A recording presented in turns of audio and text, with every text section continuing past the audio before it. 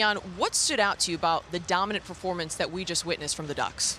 I think we could look no further than what we've been talking about, and that's the defense. The way that this defense showed up, the way that they came to play, this defense had something to prove. After last week and a half ago versus JMU, that game didn't end the way that the coaches wanted it to, nor the players. And the way that this defense came out here and played with their hair on fire from start to finish, that is what you call killer instinct. When you look at an apex predator out in the wild, they are focused, they're locked in, and they make sure that their meal is dead, and that's what this defense did. That's one of the best defensive performances I can remember seeing, and I'm laughing a little bit. Are we worried about how Oregon played defense in the second half of JMU? No, let's step up the level of competition and shut out Texas Tech. I mean, that was a statement game by that Oregon Duck defense, and I think that's the foundation of it, because it felt all week long, though, like this type of performance was coming from this Oregon defense because of how motivated they were by that second half against James Madison, conceding 28 points. No one on this team was happy. All of the players told us just how good practice was this week, and that gave them a little bit of an edge coming into this game, which you both identified you felt like was actually going to be a positive. It turns out to be that was the case. On the offensive side of the ball, they grow into the game. It's a one-score game at the half. What'd you see in the second half, Jake, in terms of the way this team was finally able to capitalize? Well, that's just it. They were just finally able to capitalize. I mean, they had opportunities in the first half and just came up short. And, you know, this is a game we have to give credit to Texas Tech, too. I mean, that is an outstanding defense for a reason. And, you know, Oregon just kind of came up short. But you stick with it. I think of the run game as like it's a 60-minute investment. It feels like the team that is desperate to bring a national title back to Oregon. Listen, this Oregon team will not face a better defensive front collectively than what they face today. There's a reason that this defense was ranked as high as it was ranked in Texas Tech. And you talk about those small run gains, those 2-yard runs, 3-yard runs. Those are the body punches in the body match. You may not feel them in the early part of the game, but once you get to that third and fourth quarter, those body punches add up, and that's what they did. This offense found the rhythm. Run game was able to get going. Jordan Davison was able to get his gears going. De'Aaron Hill, you've seen that. Noah Whittington started things off. It was just a great game by these guys. No, here's one way to look at it, too, is how do you it's about creating separation from your opponent. These were two explosive offenses, so you might think to create separation, you got to score a bunch of points and have explosive plays. But when your defense is forcing so many turnovers, all you need to do is avoid making those same mistakes. So to me, that's what this game plan was about. It's a team victory. You look at the players who stepped up in this game, like a Jordan Davison, who just pointed out a freshman running back with 2 touchdowns in an era where so many rosters are built via the transfer portal. It's outstanding to see the way that Coach Dan Lanning has these young players ready for a big moment like this. Like, how does he do it? I guess that's my biggest question, to see these young players rise to the occasion in times like this.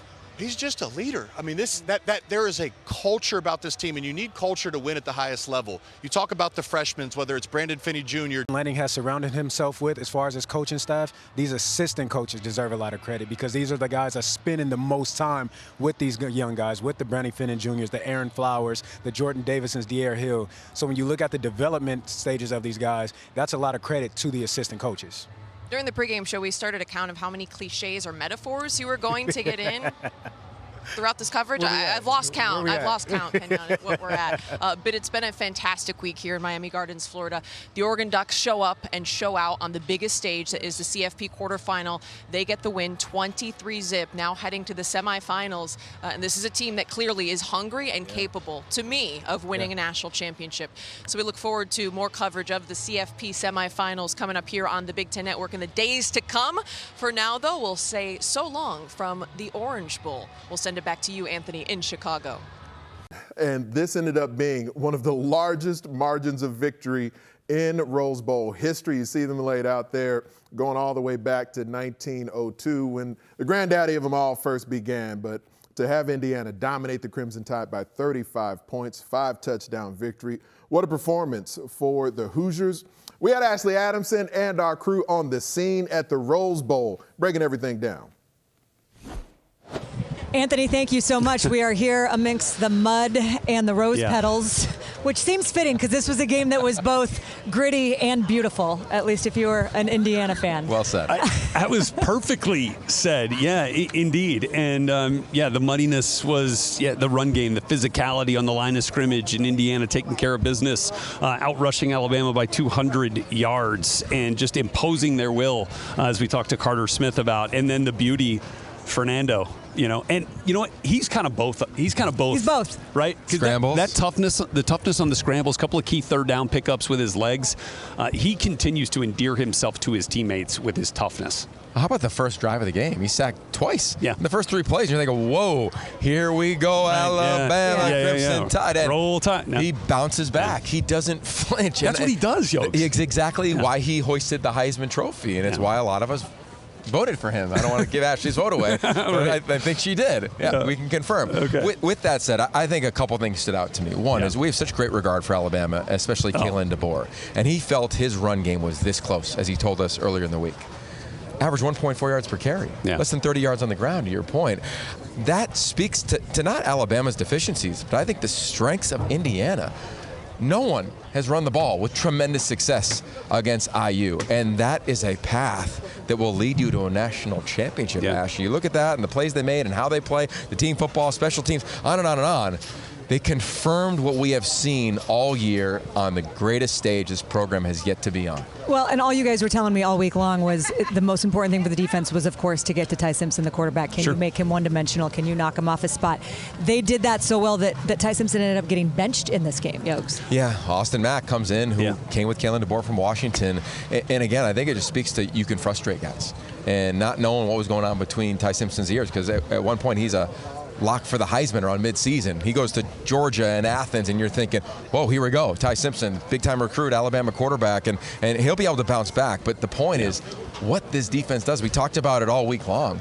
It feels as though sometimes Indiana's playing with 13 players on defense, and they're only playing with 11, and sometimes they're only rushing 4, but you've got to be able to be instinctive. Cover guys, pressure guys, linebackers, the turnovers, the way they elevated with Stephen Daly not playing. Yeah. It was another impressive performance. And then you look at the dominant fashion against a team from the SEC. Didn't mean more tonight in that regard. I mean, you have to give Indiana credit. They said on the broadcast, this is an embarrassing loss for Alabama, and it is, and it was. No doubt, and we talked about it a lot, creating indecision from the quarterback and then allowing that pressure to get home. And I thought Ty, like it broke Alabama's back at that point, snuffed out all the momentum they felt like they were starting to cling to a little bit. And so that's what this team has done, is in the biggest moments they have found ways to impose their will. Rhett, you have done such a good job articulating that this is the best team in America. They play together as a team. Of course, they're undefeated. They're the only undefeated team remaining, but they play together as well as anyone. Is there a better way that you could say that this is a team win than that the center won the offensive MVP? The best stat of the day. The first time since 1944 that has happened. Thank you for digging up that stat, Yogi Roth. But again, offensively, for them to run the ball the way they did, Fernando Mendoza to play the way he did, and for your center to win MOP, it just doesn't get any better than that. Unbelievable. And look, I mean, when you outrush Alabama, Yokes, the offensive line is better today than it was that day at Autzen. Well, how many times do we see 6, 7 offensive linemen on the field winning the line of scrimmage against an Alabama who felt really good about their defensive front? I mean, look, when you look at Indiana's roster top to bottom, I don't think it's loaded with first-round NFL players. But to your point, they play like such a cohesive unit. It is so impressive in that regard. And I think that this is going to be the narrative moving forward as we get to the game coming up in the semifinals. I think the country's going to be on the bandwagon. I think everybody sees what you've been preaching, what we've been talking about. This is the best collective team in America. So curious how they handle it. I have a hunch how they will, but curious how they handle this. We have 14 data points as to how they have handled whether people have thought they were great or not great or great or not great. So I think they're going to be ready to go. Real quick, just as you look ahead against that game against Oregon, the all Big Ten CFP semifinal in Atlanta, what stands out to you, Yokes? I can't wait to watch Oregon in this matchup. They lost already once. Kurt Signetti told us after the Rose Bowl, it's hard to beat a team twice. He knows that. Dan Lanning's team, that was an anomaly. When you look at them on film all season long, they lost the line of scrimmage. It might just be that's who Indiana is, but we're talking game develop on offense too as the season has gone on, and they can come at you with a lot of different ways and a lot of different backs, and they're getting a little bit healthier too, which will be interesting as we get this second matchup between these two teams. So I think there's a lot of ways in which we're going to have some fun kind of dissecting this matchup, but two outstanding teams fighting for their right to play in the national title. It's going to be good. And I can't help but just keep looking over your shoulder and seeing 38-3 up on the scoreboard there. It was a stunning, phenomenal, big-time win here at the Rose Bowl. And for now, we'll send it back to you in Chicago, Big Ant. Today's big stat, and it is one that we see another trend being bucked by the Indiana Hoosiers, because in the 2 seasons of this new 12-team CFP format where you get 4 teams that get a first-round bye, those first-round teams are 1-7. The only victory right now for a team coming off a first-round bye in this format of the college football playoff, your Indiana Hoosiers. Just another exceptional way, I think, to sort of detail what Indiana has accomplished and how they go beyond anyone's expectations. This guy here goes beyond anyone's expectations at all times as well. Andy Katz, a lot we're going to get into, not only some hoops, but a little football, man. Yeah, we're not going to change seats, but we're going to reverse roles here for this segment. Anthony, let's talk the Ohio State Buckeyes. They averaged 33 points per game on offense, and yet in their last 2 games against Indiana and Miami, 10 points against the Hoosiers in the Big Ten title game, only 14 against the Canes. They're down 14-0 in this game. They had to claw back, not enough. What happened to Ohio State's offense the last couple of weeks? Ohio State showed some impressive resolve in the game, and I think you can make a case in the Big Ten championship game that they showed similar resolve. But in the end, you can go to the season opener against Texas, the Big Ten title game against Indiana, and certainly this game in the CFP against Miami. It's an Ohio State squad that on the offensive line, especially once they began to get a bit banged up later in the season, wasn't able to push opponents around and wasn't able to protect the quarterback at as high a level. And they'd had the entire rest of the season. You know, it's crazy. I mean, maybe blasphemy, but when you beat Michigan, that's such a big deal. Yeah.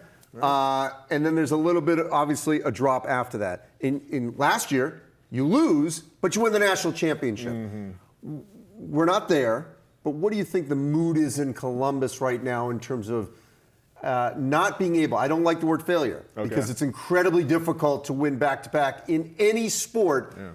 College athletics, pro, doesn't matter. It's only been done, I mean, it's rare. George did it in the 21 and 22 seasons. The last 2 champions have been Big Ten teams. It's very difficult to do. So it's not a failure. But what do you think the mood should be in Columbus right now? Disappointment, I think, is still a fair word, because on an annual basis, Ohio State is one of those programs in the country that has expectations like few other college football teams do. Every single year, the Buckeyes anticipate a national championship run to be one of those teams on par of the elite level. They were exceptional this season. You saw a portion of the season, though, where they were able to control the action.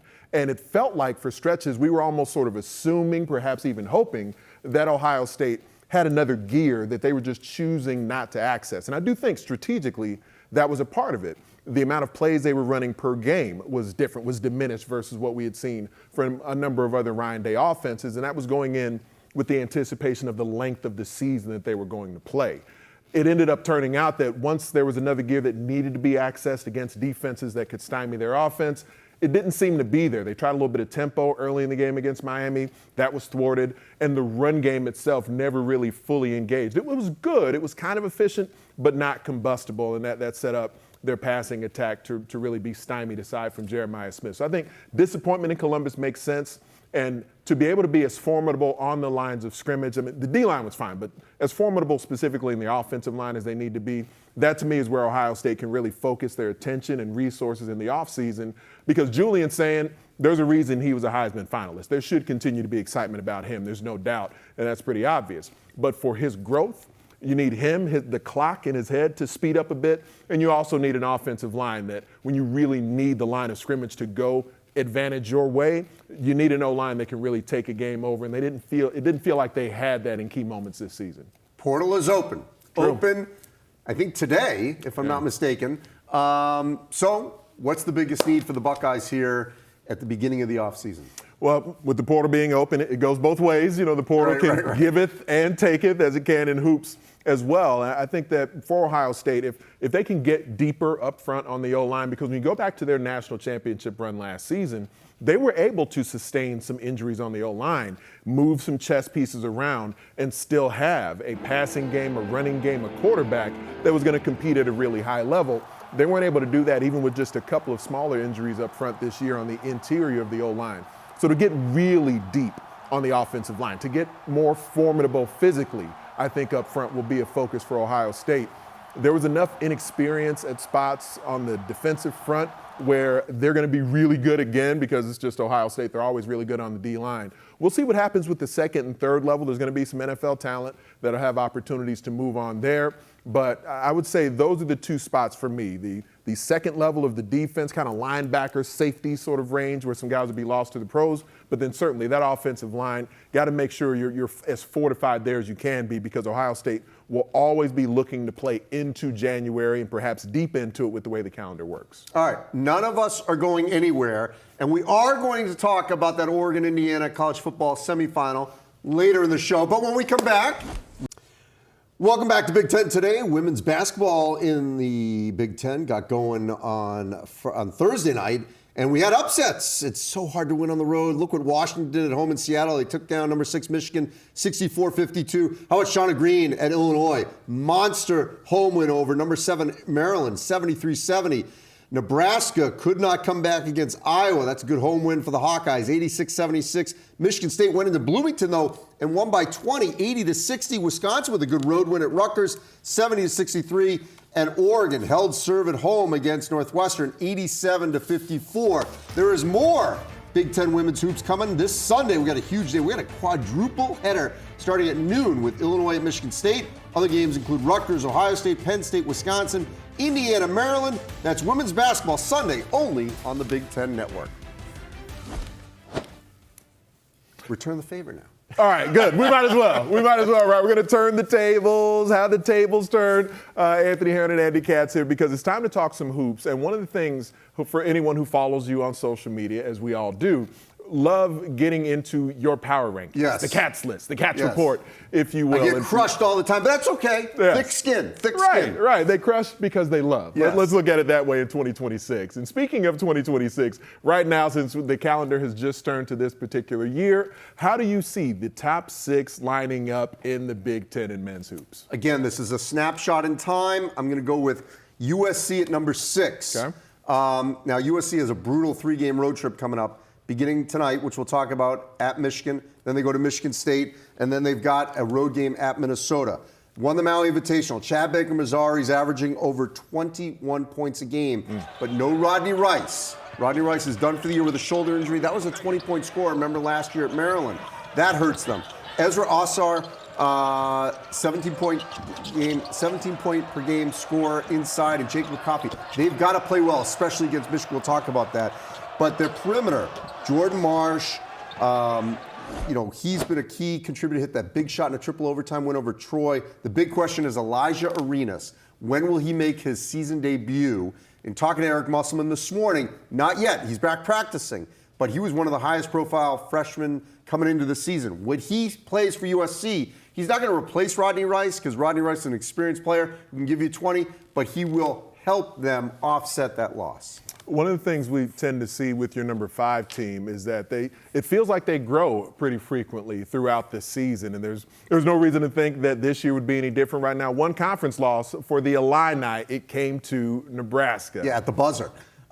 Here's what's great about Illinois. Keaton Wagler, freshman, is a player that nobody was talking about outside Champaign in a historic freshman class. He is leading the team in scoring. It was all about the Balkans and the Eastern European influx there. And those guys have all played well in different times for Brad Underwood, whether it's Stojakovic, the Ivicevic brothers, Mirkovic. They've all had their moments. Kylan Boswell, though, has been the stable player for Illinois.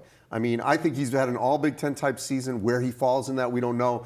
But he's their anchor. And then if you've got a player like Wagler who's been able to contribute, that has really been a difference for Illinois right now. But think about this. Yes, they lost to the buzzer in Nebraska. Won at Ohio State. They beat Tennessee in Nashville, which was a monster game for them. Early in the season, they had to go play UConn on the East Coast. That was a difficult game for them. They did beat Texas Tech at home. Huge game for them. So Illinois can look back at this non-conference schedule, which, by the way, was capped by a blowout, 40-plus blowout over rival Missouri and St. Louis. The Illini are trending in the right direction in the Big Ten. For Nebraska at number 4, we're accustomed to thinking just making the NCAA tournament is a huge deal for them. They're looking like a real formidable squad. By the way, they've never won an NCAA tournament game. I think this is the year they break that. They are looking very strong as an NCAA tournament contender here at undefeated, hosting Michigan State. We'll talk about that shortly. But think about this. They go into Illinois, they win that game. They blow out Wisconsin. Their defense has been the difference. And we don't usually talk about Nebraska defensively. Fred Hoiberg, great offensive coach, but their defense has been the difference. And Rick Mast came back with a vengeance. Missed last year. He's been a first-team All-Big Ten player. I think Sam Hoiberg is the ultimate glue guy. He has to be your all-glue team. And everyone has played their role. They had an interesting freshman in Braden Frager. He's been outstanding for the Huskers as well. So everything's clicked right this far for Nebraska. Looking forward to your all-glue team at some point during the season. I know that's going to happen. Is it fair to think that Michigan State beginning your top 3, is this where Final Four caliber teams kind of begins as it sits? Yeah, I mean, first of all, I wouldn't rule out Illinois and Nebraska making a great run. But yes, I think the top 3 all have potential to get to the Final Four. Look, Michigan State won the league by 3 games last year. They lost a lot. And I think it was fair, and I did have my lists and got some criticism, not to put them at the top of the Big Ten at the beginning of the season. But Jeremy Fears Jr. has been one of the best point guards in the country. I mean, he right now, arguably, I think he's top 3, you could argue, in terms of point guards in the country. And they already have beaten North Carolina and Florida. North Carolina's having a great season. They beat Arkansas at home. They beat Kentucky and New York. Only loss was to Duke at home. Fears averaging over 9 assists a game. But Jackson Kohler, he's been the difference maker and something that I don't know if we necessarily thought he was going to rise to the challenge. The combination of Kohler and Cooper, their big men by committee, has been outstanding. And then Cohen Carr, not just a highlight reel, been able to do a little bit more for the Spartans, and that's been a difference for them. Michigan State and Nebraska will do battle on the court tonight. Number 2, Purdue is one of these next squads who we're accustomed to thinking of them in this echelon. Yeah, I mean, look, their one outlier was that home loss to Iowa State, and it was, by double figures. I mean, the Cyclones just owned that game, hit shot after shot in the second half, and it ran away from them. But this Purdue team already won at Alabama, true road win for them. Blew out Auburn, blew out Texas Tech in the Bahamas. So they are capable of going on a run. We know Braden Smith, the reigning Big Ten Player of the Year. He is the best point guard in the country. Trey Kaufman-Renn was hurt early in the season. Now he's back playing well. Fletcher Loyer has found his shot again. It was a little shaky last season at times. And then the combination of Oscar Clough, a transfer, and Daniel Jacobson, their big men who was hurt last year. So that 1-2 punch inside to complement Trey Kaufman-Renn. They've got all the pieces right now to make another Final Four. And Michigan, no surprise, your number 1 squad right now. They're unbeaten. Are they unbeatable? It's interesting. They had one close game against Wake Forest by 1 earlier in the season. They already have 7 games right now where they've scored over 100 points. I mean, the only thing, and I may be dating myself, the only thing I can think of, this is akin to the Runnin' Rebels in the early 90s when they were absolutely destroying teams. And then they got into that, they won it all in 90. Then 91, they got to that national semifinal, and they lost to Duke because they were in a close game. I do think Michigan will have close games in this league. They go to Purdue. It's the only time they play them. They have 2 games against Illinois, 2 games against Michigan State. It's asking a lot for a team to run the table in this league. I can't see it happening. But what we didn't know is how well these pieces would fit together. The way the egos have checked at the door. Yaxel Lendenborg was a stat stuffer at UAB. He is at Michigan, but he's playing with Morez Johnson from Illinois, Adai Mara from UCLA. They've all come together. How about on the perimeter? Namari Burnett, and Roddy Gale and LJ Kaysen came back. And you know what? They added L.A. Kadu, who's been an outstanding playmaker for them, and they're okay with that. They're all sharing it, sharing the time. It's all working. Will Cheddar, he's not as, a fixture as much, but a great rotation player for them, and he's okay. The fact that there's been complete buy-in from Dusty May and his staff, that's something we couldn't predict when they all came together in June and July, and it's all happening here in the season. This is such a deep conference this year. I mean, the top 6 is one thing. You can go beyond this with teams that will really be able to make some noise once we get down to it. So we've teased it. When we come back, we're going to... A new year is here, and man, conference play in the Big Ten is going to be as exciting as ever, if not more. You look at tonight's schedule coming up: USC and Michigan, Oregon and Maryland, Ohio State and Rutgers, and then the other ranked clash, Michigan State, on the road against Nebraska. As we look at some of these matchups, let's start with one that has one of the top teams in America. A lot of folks view Michigan as the national championship frontrunner at this point. But being back into conference play, facing USC. Let's take it first from the Michigan perspective. As we start 2026, what stands out about the Maize and Blue?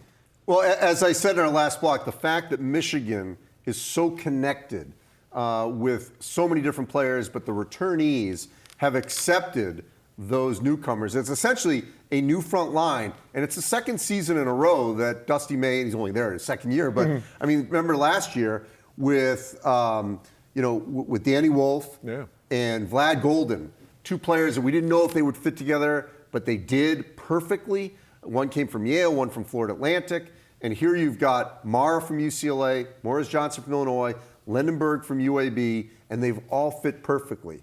Now, so what does that mean for USC? It means they better stay out of foul trouble. It means that they're going to have all hands on deck inside. And that also means Chad Baker-Mazar is going to have to rebound from the guard position. Now, he's a guard, but he sort of plays all over the floor. He brings the ball up quite a bit. He's not like they don't necessarily always have a true point guard on the floor. But Chad Baker-Mazar is going to have to stay out of foul trouble. He can sometimes get fatigued. He's going to have to stay on the floor, and he's going to have to go for 20-something. They have no chance if Chad Baker-Mazar does not score 20+. So it's asking a lot from him. He averages that, but now you're saying, no, you have to get that for us to have a chance tonight. And also, I'm going to be looking, look, everything favors Michigan. They are favored.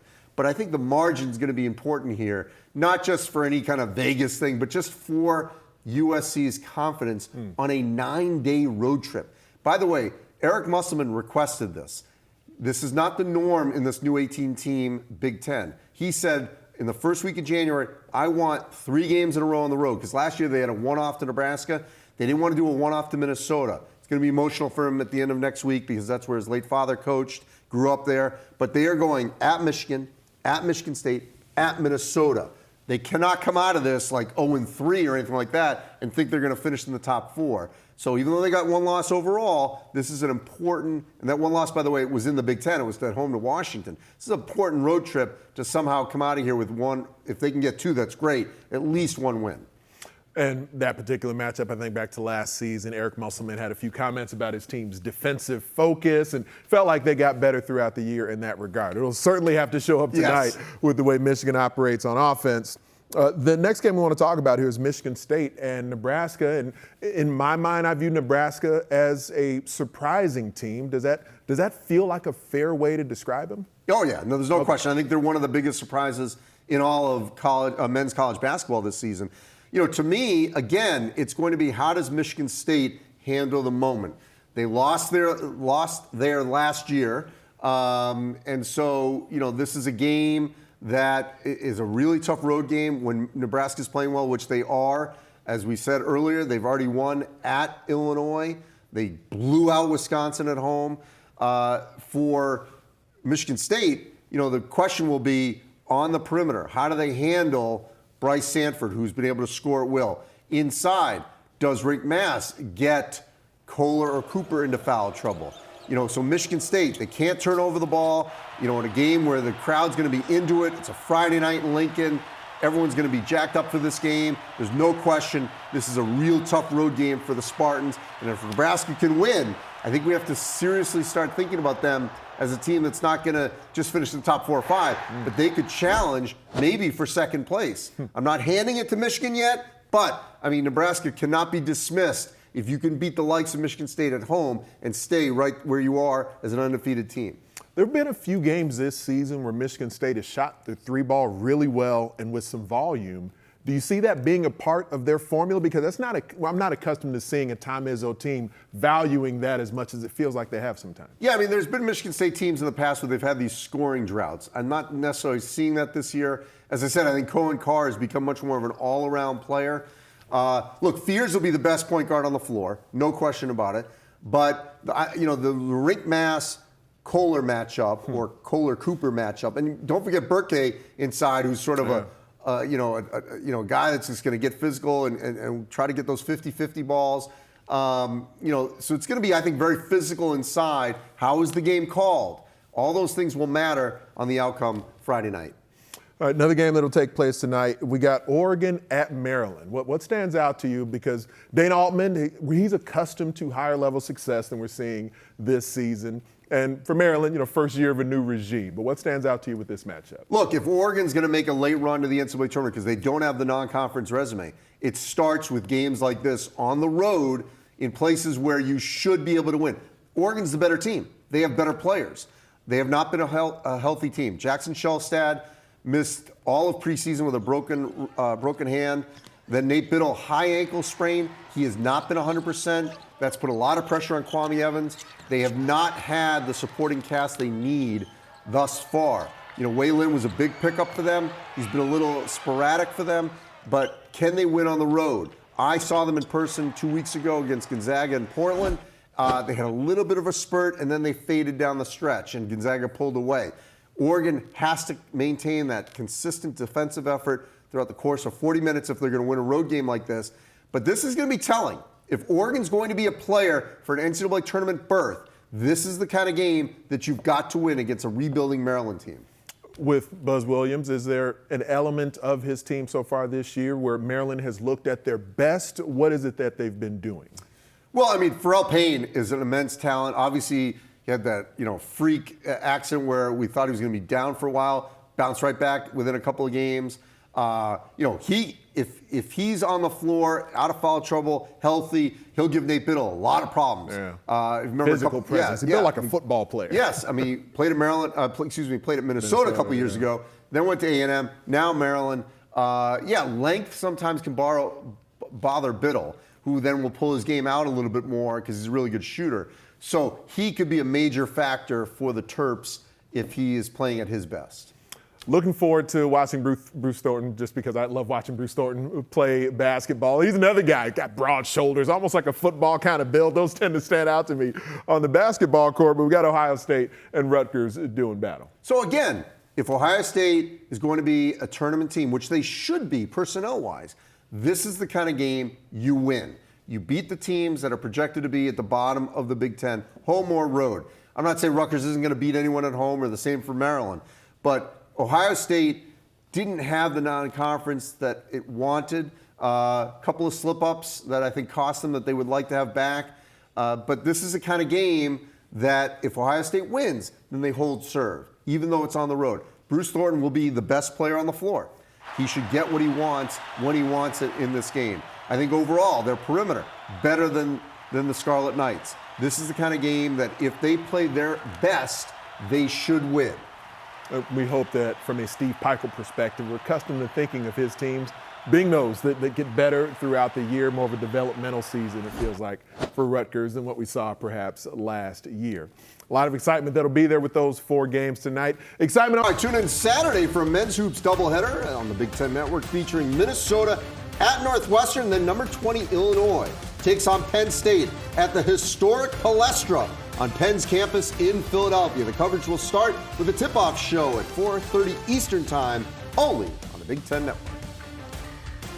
What a scene it was as the Indiana Hoosiers walk off the Rose Bowl field victorious.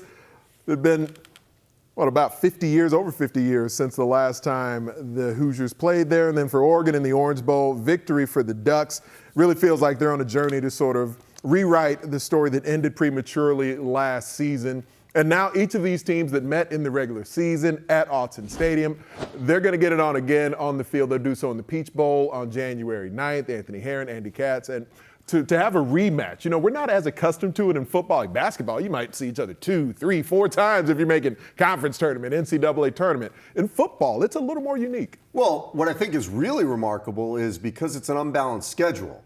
And so, to have these two meet and then meet again in the college football semifinals when, it's so random as whether or not they were going to meet in the regular season. Remember, there was last year some criticism about whether or not Indiana's schedule last year was as tough because of who they played. Well, obviously they played who was in front of them, and they beat them all. But here's my question, Anthony. This game, it seemed for both schools, really changed the narrative. Because for Oregon, you lose at home, a rarity at Autzen Stadium. And it kind of made them sort of look at themselves, okay, what do we need to do better going the rest of the season? For Indiana, we were like, okay, could you win on the road at Oregon? They did. And they controlled that game essentially for the entire, from opening kickoff to the end. Little, obviously, late surge there by the Ducks. What did that game, do you think, do for both teams for the rest of the season? Well, that was certainly the wake-up call for a lot of people to look at Indiana in a different light and say that this is a team that's of national championship caliber. And I think we're just not accustomed to viewing the Hoosiers in that way, even coming off of last season. But the quarterback's going to be different. A few of the key elements of the defense have moved on. What's that going to look like this year? And we saw them go on the road to Autzen, a quarterback in Dante Moore who's remarkably gifted, but hasn't started as many games yet. And so you saw Fernando Mendoza, the IU quarterback, against a really good, talented Oregon defense. They had the pick six. They kind of threw their haymaker at him.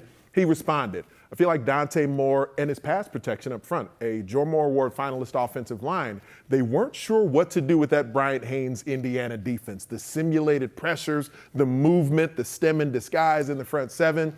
And this will be an opportunity for them to sort of rewrite the story of that game. And at that point in the season, it was, Oregon's a little inexperienced, and man, the Hoosiers can win anywhere.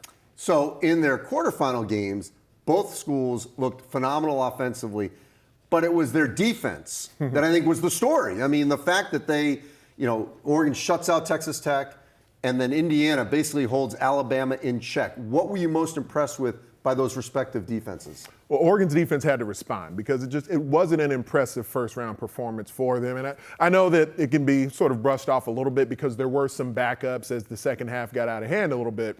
JMU moved the ball on the starters in the first half. They had a few self-inflicted wounds that didn't end up leading to points. So that was a dominant version of the Oregon defense. And for Indiana, the all-around efficiency. And not just Stephen Daly, but they lost Kellen Wyatt from their defensive line a few weeks prior as well. So it's a bit of a depleted version personnel-wise, but you're seeing competitive depth within the program and Indiana's defensive front just holding up. The way their offense moves the ball and scores with efficiency is a big part of that as well. I know you're going to be on again. We got a week. You going to make a quick pick? Oh, no, I'm not ready yet. Not ready to make a pick, but you make sure you stay tuned to Big Ten today. I know Andy's going to have his power rankings. I'm going to continue to be here letting you know what to expect as we lead up to the Peach Bowl.